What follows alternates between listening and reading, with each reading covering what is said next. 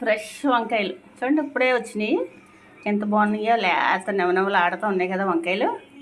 వంకాయ వండుకోవచ్చు, కాకపోతే నేను వేపుడు వేస్తున్నాను. వంకాయ ఫ్రై లేతగా బాగున్నాయి కదా, వంకాయ ఫ్రై చేస్తున్నాను.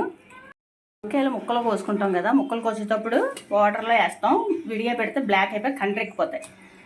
సాల్ట్ వేసుకోవాలి, ఉప్పు వేసుకొని తరిగిన ముక్కలు ఉప్పు నీళ్ళల్లో వేసుకున్నాం అనుకోండి కండ్రెక్కో మనకి బాగా ఉడుకుతాయి అనమాట. కండ్రెక్కడం అంటే గట్టిపడిపోయి మనం పొయ్యి మీద పెట్టినా ఉడకం అనమాట. అది చూసారా, ఎల్లుల్లిపాయలు, మినపప్పు, శనగపప్పు, ఆవాలు. నేను ఇలా పోపులన్నీ కలిపేసి దాంట్లో పెట్టేసుకుంటాను. జీలకర్ర వేయను ఉప్మా పప్పులకి. మినపప్పు, శనగపప్పు, ఆవాలు కలిపేసి డబ్బాలో పెట్టేసుకుంటాను అనమాట.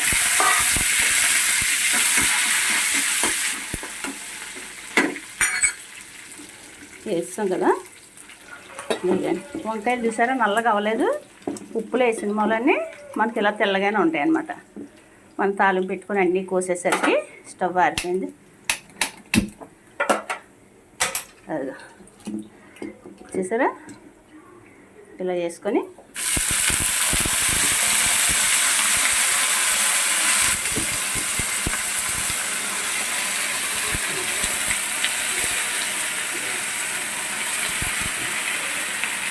లేతగా ఉన్నాయి కదా వంకాయలు.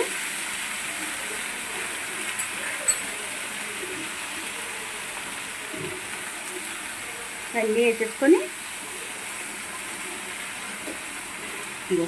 మొత్తం అన్నీ వేసుకోండి. చూసారా అది నీట్గానే ఉంటుంది. వేసేసుకొని మూత పెట్టేసుకోవడం. చూసారా చక్కగా మగ్గినవి. కొంచెం సాల్ట్ సరిపడా, మనం నీటిలో వేసిందేమో ముక్కలకేం పట్టదో, సరిపడా వేసుకొని మీకు అంతకే డౌట్ అనిపిస్తే తక్కువ వేసుకోండి. పసుపు,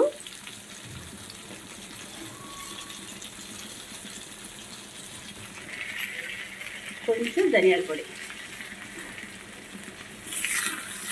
బాగా కలిపేసుకోవాలి. ఫ్రై కదా చాలా బాగుంటుంది.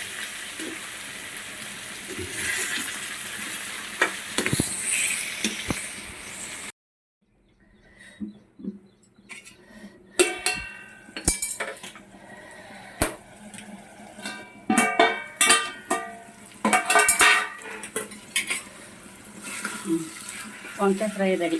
చూసారా మంచి మెత్తగా ఉడికింది అనమాట. నచ్చితే ప్లీజ్ సబ్స్క్రైబ్. సో ఎంతమంది వంకాయ ఫ్రై లేత వంకాయలు కదా,